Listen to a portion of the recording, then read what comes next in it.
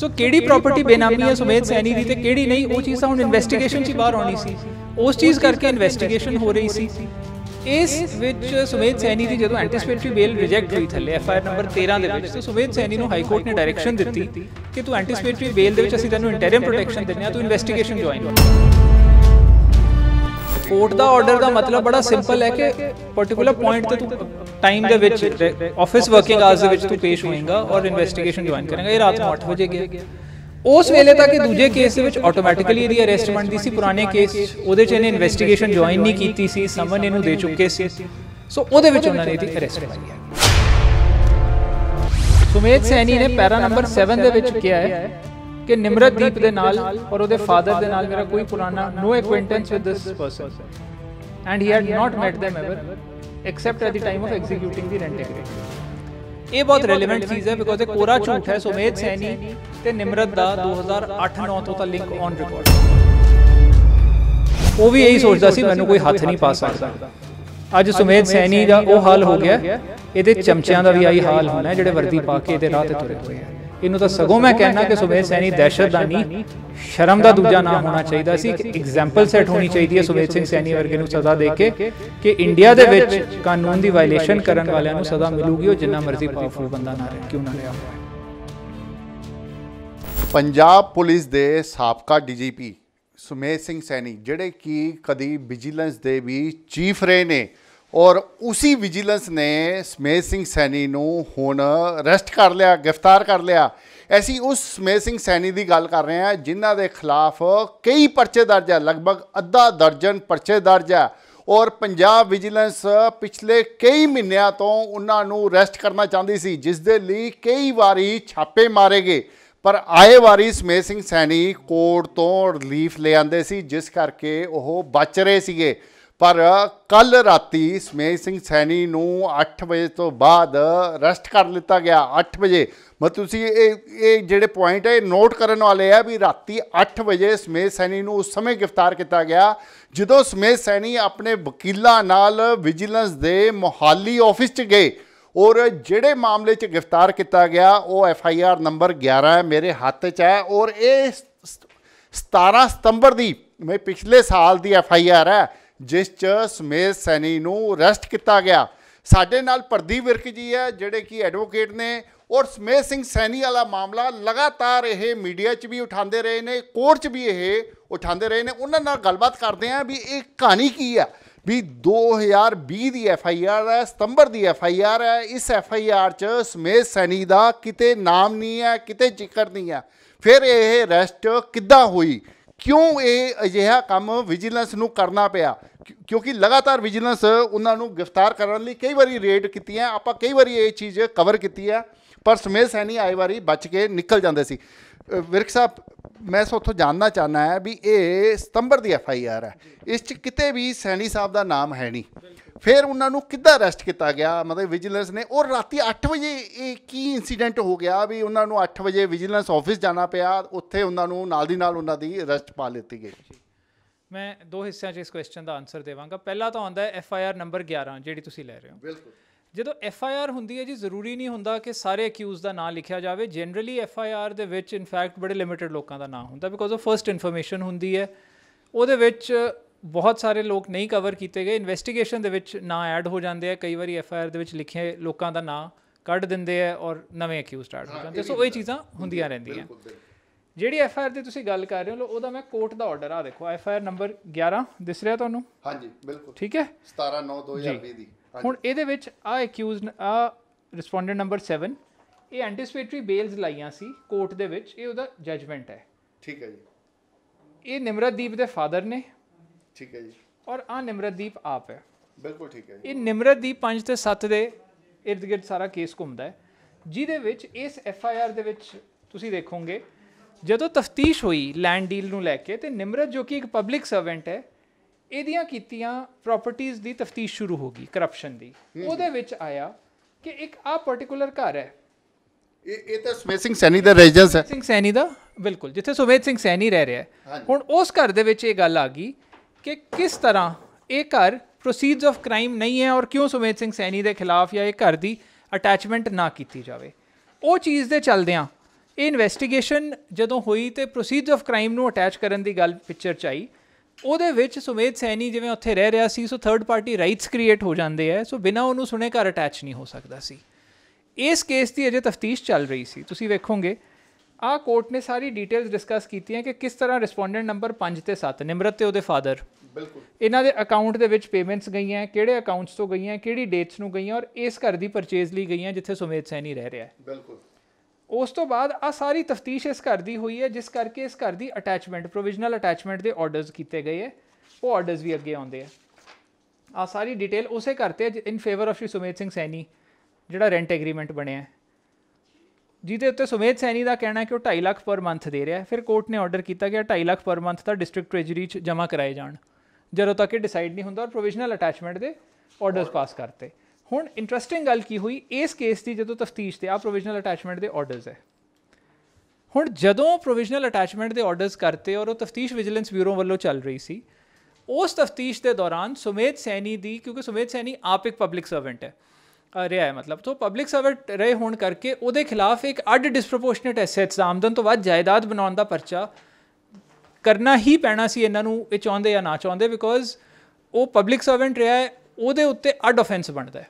ਬਿਲਕੁਲ। ਸੋ ਜਦੋਂ ਉਹ ਡਿਸਪ੍ਰੋਪੋਰਸ਼ਨੇਟ ਐਸੈਟਸ ਦਾ ਕੀਤਾ, ਉਹਦੇ ਵਿੱਚ ਕੀ ਫੈਕਟਸ ਬਾਹਰ ਆਏ ਤੁਸੀਂ ਵੇਖੋਗੇ। ਉਹਦੇ ਵਿੱਚ ਉਹ FIR ਨੰਬਰ 13 ਦੇ ਵਿੱਚ ਕਲਮੀਨੇਟ ਹੋਈ, ਜਿਹਦੇ ਵਿੱਚ ਵਿਜੀਲੈਂਸ ਨੇ ਛਾਪਾ ਮਾਰਿਆ ਸੀ। ਹੁਣ 11 number FIR already enforcement directorate ਕੋਲ ਪਹੁੰਚੀ ਹੋਈ ਹੈ, ਜਿਹਦੇ ਵਿੱਚ ਐਨਫੋਰਸਮੈਂਟ ਡਾਇਰੈਕਟੋਰੇਟ ਨੇ ਅਕਿਊਜ਼ਡ ਲੋਕਾਂ ਦੇ ਅਕਾਊਂਟਸ ਵੀ ਸੀਲ ਕਰਤੇ। ਹੁਣ ਇਸ FIR ਦੇ ਵਿੱਚ ਕੀ ਆਇਆ ਤੁਸੀਂ ਵੇਖੋ, ਇੰਨੀਆਂ ਨਿਮਰਤ ਤੇ ਉਹਦੇ ਫਾਦਰ ਦੀਆਂ, ਇਸ ਫੈਮਿਲੀ ਮੈਂਬਰਸ ਦੀਆਂ 2004 ਤੋਂ 2020 ਤੱਕ ਦੀਆਂ ਪ੍ਰਾਪਰਟੀਜ਼। ਇਹ ਸਾਰੀ ਪ੍ਰਾਪਰਟੀ ਦੀ ਡਿਟੇਲ ਹੈ। ਹਾਂਜੀ, ਇਹ ਆਰਡਰ 'ਚੋਂ ਹੈ ਜੀ, ਮੈਂ ਤੁਹਾਨੂੰ ਦਿਖਾਉਣਾ। ਆ 22 ਅਕਾਊਂਟ, ਬੈਂਕ ਅਕਾਊਂਟਸ, 35 ਪ੍ਰਾਪਰਟੀਜ਼ ਹੈ। ਹਾਂਜੀ, 35 ਤਾਂ ਪਤਾ ਲੱਗ ਗਈਆਂ। ਓਕੇ, ਜਦ ਕਿ ਉਹ ਵੀ ਪਬਲਿਕ ਸਰਵੈਂਟ ਹੈ। ਠੀਕ ਹੈ। ਇਹ ਸੁਮੇਧ ਸੈਣੀ ਦੀ ਬੇਲ ਪਟੀਸ਼ਨ ਦੇ ਵਿੱਚ ਆਇਆ FIR ਨੰਬਰ 13 'ਚ, ਨਿਮਰਤ ਤੇ ਉਹਦੀ ਫੈਮਿਲੀ ਦੀਆਂ। ਉਸ ਤੋਂ ਬਾਅਦ ਸੁਮੇਧ ਸੈਣੀ ਦਾ ਕਹਿਣਾ ਹੈ ਕਿ ਮੈਂ ਨਿਮਰਤ ਨੂੰ ਜਾਣਦਾ ਨਹੀਂ, ਪਰ ਨਿਮਰਤ ਦੇ ਤੇ ਉਹਦੇ ਫਾਦਰ ਦੇ ਅਕਾਊਂਟ ਦੇ ਵਿੱਚ ਸੁਮੇਧ ਸਿੰਘ ਸੈਣੀ ਵੱਲੋਂ ਕਿੰਨੇ ਅਮਾਊਂਟ ਟ੍ਰਾਂਸਫਰ ਹੋਏ ਹੈ। 2.5 ਲੱਖ ਪਰ ਮਹੀਨੇ ਜੇ ਅਸੀਂ ਰੈਂਟ ਲਈਏ, 3 ਸਾਲਾਂ ਦਾ ਰੈਂਟ 90 ਲੱਖ ਬਣਦਾ, 6 ਕਰੋੜ 40 ਲੱਖ ਦੀਆਂ ਟ੍ਰਾਂਜੈਕਸ਼ਨਸ ਹੋਈਆਂ। ਸੋ ਓਬਵੀਅਸਲੀ ਉਹ ਘਰ ਵਾਸਤੇ ਨਹੀਂ ਹੈ, ਕਿਰਾਏ ਵਾਸਤੇ ਨਹੀਂ ਹੈ, ਇਹ ਬੇਨਾਮੀ ਪ੍ਰਾਪਰਟੀ ਸੀਗੀਆਂ ਸੈਣੀ ਦੀਆਂ। ਦੂਜੀ ਗੱਲ, ਇਨਕਮ ਟੈਕਸ ਦੇ ਹਿਸਾਬ ਨਾਲ 10% TDS ਕੱਟ ਕੇ ਰੈਂਟ ਪੇ ਕਰਨਾ ਸੀ, ਸੈਣੀ ਨੇ TDS ਨਹੀਂ ਕੱਟਿਆ। ਓਕੇ, ਇਸ ਚੀਜ਼ ਤੇ ਇਨਕਮ ਟੈਕਸ ਨੇ ਵੀ ਸੈਣੀ ਨੂੰ ਨੋਟਿਸ ਕੱਢਤਾ। ਉਹ ਚੀਜ਼ਾਂ ਤੋਂ ਇਹ ਸਾਰਾ ਕੁਝ ਸਾਬਿਤ ਹੋ ਰਿਹਾ ਸੀ ਕਿ ਸੁਮੇਧ ਸੈਣੀ ਨੇ ਇਹ ਸਾਰਾ ਕੁਝ ਬੇਨਾਮੀ ਕੀਤਾ ਹੈ। ਸੋ ਕਿਹੜੀ ਪ੍ਰਾਪਰਟੀ ਬੇਨਾਮੀ ਹੈ ਸੁਮੇਧ ਸੈਣੀ ਦੀ ਤੇ ਕਿਹੜੀ ਨਹੀਂ, ਉਹ ਚੀਜ਼ ਤਾਂ ਹੁਣ ਇਨਵੈਸਟੀਗੇਸ਼ਨ 'ਚ ਹੀ ਬਾਹਰ ਆਉਣੀ ਸੀ। ਉਸ ਚੀਜ਼ ਕਰਕੇ ਇਨਵੈਸਟੀਗੇਸ਼ਨ ਹੋ ਰਹੀ ਸੀ। ਇਸ ਵਿੱਚ ਸੁਮੇਧ ਸੈਣੀ ਦੀ ਜਦੋਂ ਐਂਟੀਸਪੇਟਰੀ ਬੇਲ ਰਿਜੈਕਟ ਹੋਈ ਥੱਲੇ FIR ਨੰਬਰ 13 ਦੇ ਵਿੱਚ, ਤਾਂ ਸੁਮੇਧ ਸੈਣੀ ਨੂੰ ਹਾਈ ਕੋਰਟ ਨੇ ਡਾਇਰੈਕਸ਼ਨ ਦਿੱਤੀ ਕਿ ਤੂੰ ਐਂਟੀਸਪੇਟਰੀ ਬੇਲ ਦੇ ਵਿੱਚ ਅਸੀਂ ਤੈਨੂੰ ਇੰਟੈਰੀਮ ਪ੍ਰੋਟੈਕਸ਼ਨ ਦਿੰਦੇ ਹਾਂ, ਤੂੰ ਇਨਵੈਸਟੀਗੇਸ਼ਨ ਜੁਆਇਨ ਕਰ। ਬਿਲਕੁਲ। ਸੋ ਜਦੋਂ ਇਨਵੈਸਟੀਗੇਸ਼ਨ ਜੁਆਇਨ ਕਰਨ ਗਿਆ, ਹੁਣ ਤੁਸੀਂ ਵੇਖੋ ਰਾਤ ਨੂੰ 8 ਵਜੇ ਇਨਵੈਸਟੀਗੇਸ਼ਨ ਜੁਆਇਨ ਕਰਨ ਗਿਆ। 8 ਵਜੇ ਤਾਂ ਵੈਸੇ ਕੋਈ ਗੱਲ ਬਣਦੀ ਨਹੀਂ ਹੈ, ਸਮਝ ਨਹੀਂ ਆਉਂਦੀ ਵੀ ਕਿਸੇ ਵੀ ਆਫਿਸ 'ਚ 8 ਵਜੇ ਤੱਕ ਕੋਈ ਆਫਿਸ ਖੁੱਲ੍ਹਾ ਵੀ ਨਹੀਂ ਹੁੰਦਾ। ਸੁਮੇਧ ਸੈਣੀ ਦੀ ਉਹੀ ਆਦਤ ਹੈ ਜੀ, ਧੱਕੇਸ਼ਾਹੀ ਦੀ, ਆਪਣੀ ਪੋਜੀਸ਼ਨ ਦੀ ਦੁਰਵਰਤੋਂ ਕਰਨ ਦੀ। ਉਹੀ ਚੀਜ਼ ਇਹਨੇ ਇੱਥੇ ਕੀਤੀ ਕਿ ਅੱਛਾ ਮੈਨੂੰ ਬੁਲਾ ਰਿਹਾ, ਮੈਂ ਆਪਣੇ ਹਿਸਾਬ ਨਾਲ ਜਾਵਾਂਗਾ, ਕੋਰਟ ਦੇ ਵਿੱਚ ਜਾ ਕੇ ਫਿਰ ਵੈਂਡੇਟਾ ਦੀ ਪਲੀ ਲੈ ਲਾਂਗਾ। ਉਹੀ ਡਰਾਮਾ ਉਹਨੇ ਇੱਥੇ ਰਚਿਆ। ਉਹਨੇ ਫਿਰ ਕਿਹਾ ਕਿ ਜੀ ਮੈਂ ਲੇਟ ਗਿਆ। ਉਹ ਲੇਟ ਗਿਆ, ਉਹਨਾਂ ਨੇ ਇਨਵੈਸਟੀਗੇਸ਼ਨ ਲਈ ਬੁਲਾਇਆ ਸੀ, ਗੱਡੀ 'ਚੋਂ ਨਾ ਉਤਰੇ, ਕਹਿੰਦੇ ਜੋ ਹੁਣ ਪ੍ਰੈਸ ਵਾਲੇ ਜਿਹੜੇ ਦੱਸ ਰਹੇ ਵਿਜੀਲੈਂਸ ਵਾਲੇ। ਵੇਖ ਸਾਹਿਬ, ਮੈਂ ਇੱਥੇ ਟੋਕ ਰਿਹਾ, ਮੈਨੂੰ ਜਿਹੜੀ ਗੱਲ ਪਤਾ ਚੱਲੀ ਹੈ ਵੀ ਕੱਲ ਲਾਸਟ ਡੇ ਸੀਗਾ, ਜਿਹੜੀ ਇੱਕ ਵੀਕ 'ਚ ਹਾਈ ਕੋਰਟ ਨੇ ਕਿਹਾ ਸੀ ਵੀ 1 ਵੀਕ 'ਚ ਇਨਵੈਸਟੀਗੇਸ਼ਨ ਜੁਆਇਨ ਕਰੋ। ਕੱਲ ਉਸ ਦਾ ਲਾਸਟ ਡੇ ਸੀਗਾ ਔਰ 12 ਵਜੇ ਉਹ ਜਿਹੜਾ ਦਿਨ ਹੈ ਉਹ ਖਤਮ ਹੋ ਰਿਹਾ ਸੀਗਾ, ਜਿੰਨੀ ਕੁ ਮੇਰੀ ਨੌਲੇਜ ਹੈ। ਅਤੇ ਉਸ ਕਰਕੇ ਉਹ 8 ਵਜੇ ਉੱਥੇ ਪੇਸ਼ ਹੋਣ ਲਈ ਗਏ ਤਾਂ ਕਿ ਜਿਹੜੀ ਕੋਰਟ ਦੇ ਆਰਡਰ ਆ ਉਸ ਦੀ ਮਤਲਬ ਕਿ ਪਾਲਣਾ ਹੋ ਸਕੇ। ਪਾਲਣਾ ਨਹੀਂ ਹੋ ਸਕੇ ਜੀ, ਖਾਨਾ ਪੂਰਤੀ ਹੋ ਸਕੇ। ਪਾਲਣਾ ਤਾਂ ਅਸੀਂ ਤਾਂ ਕਵਾਂਗੇ ਜੇ 5 ਵਜੇ ਤੋਂ ਪਹਿਲਾਂ ਜਾਂਦਾ ਕਿ ਜੀ ਕੋਰਟ ਦਾ ਆਰਡਰ ਇਹਨੇ ਮੰਨਿਆ।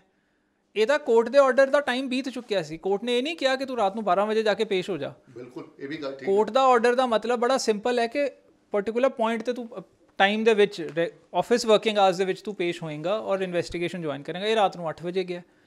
ਉਸ ਵੇਲੇ ਤੱਕ ਇਹ ਦੂਜੇ ਕੇਸ ਦੇ ਵਿੱਚ ਆਟੋਮੈਟਿਕਲੀ ਇਹਦੀ ਅਰੈਸਟ ਬਣਦੀ ਸੀ। ਪੁਰਾਣੇ ਕੇਸ 'ਚ ਉਹਦੇ 'ਚ ਇਹਨੇ ਇਨਵੈਸਟੀਗੇਸ਼ਨ ਜੁਆਇਨ ਨਹੀਂ ਕੀਤੀ ਸੀ, ਸਮਨ ਇਹਨੂੰ ਦੇ ਚੁੱਕੇ ਸੀ। ਸੋ ਉਹਦੇ ਵਿੱਚ ਉਹਨਾਂ ਨੇ ਇਹਦੀ ਅਰੈਸਟ ਪਾਈ ਹੈ। ਅੱਛਾ, ਹੁਣ ਵਿਰਕ ਸਾਹਿਬ, ਮੈਂ ਇਹ ਜਾਣਨਾ ਚਾਹੁੰਦਾ ਸੈਣੀ ਸਾਹਿਬ ਦੇ ਖਿਲਾਫ ਟੋਟਲ ਕਿੰਨੇ ਕੇਸ ਹੈ? ਮਤਲਬ ਜਦ ਆਪਾਂ ਲੋਕਾਂ ਨੂੰ ਦੱਸੀਏ ਟੋਟਲ ਕਿੰਨੇ ਕੇਸ ਹੋ ਗਏ ਜਿਹੜੇ ਉਹਨਾਂ ਦੇ ਖਿਲਾਫ ਦਰਜ ਹੈਗੇ ਆ ਜਾਂ ਜਿਨ੍ਹਾਂ ਤੋਂ ਉਹ ਬਚਦੇ ਰਹੇ ਆ ਹੁਣ ਤੱਕ? ਇਹਦੇ 'ਚ ਇੱਕ ਚੀਜ਼ ਮੈਂ ਹੋਰ ਕਹਿਣਾ, ਆਹ ਵੇਖੋ, ਸੁਮੇਧ ਸੈਣੀ ਨੇ ਪੈਰਾ ਨੰਬਰ 7 ਦੇ ਵਿੱਚ ਕਿਹਾ ਹੈ ਕਿ ਨਿਮਰਤਦੀਪ ਦੇ ਨਾਲ ਔਰ ਉਹਦੇ ਫਾਦਰ ਦੇ ਨਾਲ ਮੇਰਾ ਕੋਈ ਪੁਰਾਣਾ no acquaintance with this person and he had not met them ever except at the time of executing the rent agreement। ਇਹ ਬਹੁਤ ਰੈਲੇਵੈਂਟ ਚੀਜ਼ ਹੈ ਬਿਕੋਜ਼ ਇਹ ਕੋਰਾ ਝੂਠ ਹੈ। ਸੁਮੇਧ ਸੈਣੀ ਤੇ ਨਿਮਰਤ ਦਾ 2008-9 ਤੋਂ ਤਾਂ ਲਿੰਕ ਔਨ ਰਿਕਾਰਡ ਹੈ ਔਰ ਕੋਰਟ ਨੇ ਵੀ ਕੋਰਟ 'ਚ ਆਪਾਂ ਇਹ ਕਹਿ ਦਿੰਦੇ ਹਾਂ ਵੀ ਕੋਰਟ ਨੂੰ ਮਿਸਗਾਈਡ ਕਰ ਰਹੇ। ਬਿਲਕੁਲ on N affidavit Sumedh Saini ਨੇ ਝੂਠ ਮਾਰਿਆ ਕੋਰਟ ਦੇ ਵਿੱਚ। ਇਸ ਚੀਜ਼ ਦਾ ਪ੍ਰੂਫ ਹੈ। ਇਹਦੇ ਖਿਲਾਫ ਚੀਫ ਜਸਟਿਸ ਜਿਹੜੇ ਸੀ ਉਹਨਾਂ ਨੇ ਇਨਕੁਆਇਰੀ ਵੀ ਕਰਕੇ ਇੱਕ ਜੱਜ ਸਾਹਿਬ ਤੇ ਨਿਮਰਤ ਨੇ ਝੂਠੇ ਐਲੀਗੇਸ਼ਨ ਲਾਏ ਸੀ ਸੁਮੇਧ ਸੈਣੀ ਨੂੰ ਬਚਾਉਣ ਲਈ। ਉਸ ਚੀਜ਼ ਦੇ ਵਿੱਚ ਸੁਮੇਧ ਸੈਣੀ ਨੂੰ ਉਸ ਵੇਲੇ ਦੇ ਚੀਫ ਜਸਟਿਸ ਨੇ ਇੰਡਾਈਟ ਕੀਤਾ ਸੀ। ਸੋ ਉਹ ਨਿਮਰਤ ਦੇ ਨਾਲ ਇਹਦਾ ਲਿੰਕ ਰਿਕਾਰਡ 'ਤੇ ਹੈ ਅਤੇ ਸੁਮੇਧ ਸੈਣੀ ਅੱਜ ਕਹਿ ਰਿਹਾ ਕਿ ਜੀ ਮੈਨੂੰ ਤਾਂ ਮੇਰਾ ਕੋਈ ਲਿੰਕ ਹੀ ਨਹੀਂ ਉਹਦੇ ਨਾਲ, ਮੈਂ ਜਾਣਦਾ ਹੀ ਨਹੀਂ। ਅੱਛਾ ਮੇਰਾ ਕੁਐਸਚਨ ਸਰ ਉਹ ਫਿਰ ਵਿੱਚ ਰਹਿ ਗਿਆ।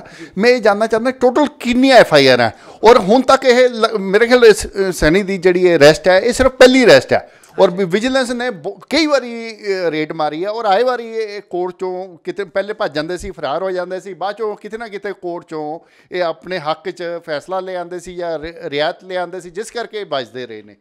ਦੇਖੋ ਗਿਣ ਲੈਂਦੇ ਹਾਂ। ਪਹਿਲਾ CBI ਦਾ ਕੇਸ ਹੈ 94 ਦਾ, ਜਿਹਦੇ ਵਿੱਚ ਇਹਨੇ ਪਰਸਨਲ ਦੁਸ਼ਮਣੀ ਕਰਕੇ ਆਪਣੇ ਰਿਸ਼ਤੇਦਾਰਾਂ ਦੇ ਫਾਈਨੈਂਸਰਸ, ਇੱਕ ਹਿੰਦੂ ਫੈਮਿਲੀ ਸੀ ਲੁਧਿਆਣਾ ਦੀ ਵਾਲੀਆ ਫੈਮਿਲੀ, ਉਹਨਾਂ ਨੂੰ ਐਲੀਮੀਨੇਟ ਕੀਤਾ।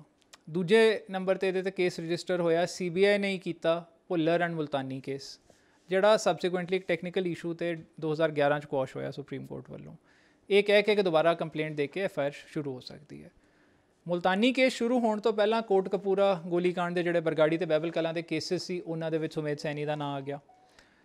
ਉਹਦੇ ਚੱਲਦੇ ਹੋਏ ਮੁਲਤਾਨੀ ਕੇਸ ਦੇ ਵਿੱਚ ਨਾਂ ਆ ਗਿਆ, ਉਹਦੇ 'ਤੇ FIR ਹੋ ਗਈ। ਉਸ ਤੋਂ ਬਾਅਦ ਆ ਵਿਜੀਲੈਂਸ ਦੀ 11 ਨੰਬਰ FIR ਅਤੇ 13 ਨੰਬਰ FIR 'ਚ ਆ ਗਿਆ। 11 ਨੰਬਰ FIR ਦੇ ਵਿੱਚ ਤਾਂ ਸੁਮੇਧ ਸੈਣੀ ਦੇ ਐਨਫੋਰਸਮੈਂਟ ਡਾਇਰੈਕਟੋਰੇਟ ਨੇ, ਜਿਹੜੀ ਇਹਨਾਂ ਦੀ FIR ਹੁੰਦੀ ਉਹਨੂੰ ECIR ਕਹਿੰਦੇ ਆ, ਉਹ ECIR ਰਜਿਸਟਰ ਕਰਕੇ ਮੀਡੀਆ 'ਚ ਰਿਪੋਰਟ ਹੋਇਆ ਕਿ ਇਹਦੇ ਅਕਾਊਂਟ ਵੀ ਫਰੀਜ਼ ਹੋ ਗਏ। ਸੋ ਉਸ ਤੋਂ ਬਾਅਦ ਹੁਣ ਇਨਕਮ ਟੈਕਸ ਵੀ ਇਹਨੂੰ ਨੋਟਿਸ ਕੱਢ ਚੁੱਕੀ ਹੈ। ਸੋ ਜੇ ਆ ਸਾਰਾ ਕੁਝ ਦੇਖੀਏ ਹੁਣ FIR ਨੰਬਰ 13 ਦੇ ਵਿੱਚ ਜਿਹੜਾ ਡਿਸਪ੍ਰੋਪੋਰਸ਼ਨੇਟ ਐਸੈਟਸ ਦਾ ਕੇਸ ਹੈ, ਉਹਦੇ ਵਿੱਚ ਵੀ ਇਹਦੇ ਖਿਲਾਫ ਐਨਫੋਰਸਮੈਂਟ ਡਾਇਰੈਕਟੋਰੇਟ ਨੂੰ ECIR ਰਜਿਸਟਰ ਕਰਨੀ, ਮਤਲਬ ਉਹਨਾਂ ਦੇ ਕਰਨਾ ਬਣਦਾ ਹੈ। ਹੁਣ ਉਹਨਾਂ ਨੇ ਕਰਤੀ ਹੈ ਜਾਂ ਇਨ ਪ੍ਰੋਸੈਸ ਹੈ, ਉਹ ਮੈਨੂੰ ਨਹੀਂ ਆਈਡੀਆ। ਸੋ ਇੰਨੀਆਂ ਸਾਰੀਆਂ FIRs ਇਹਦੇ ਖਿਲਾਫ ਹੁਣ ਸਟੈਂਡ ਕਰ ਰਹੀਆਂ।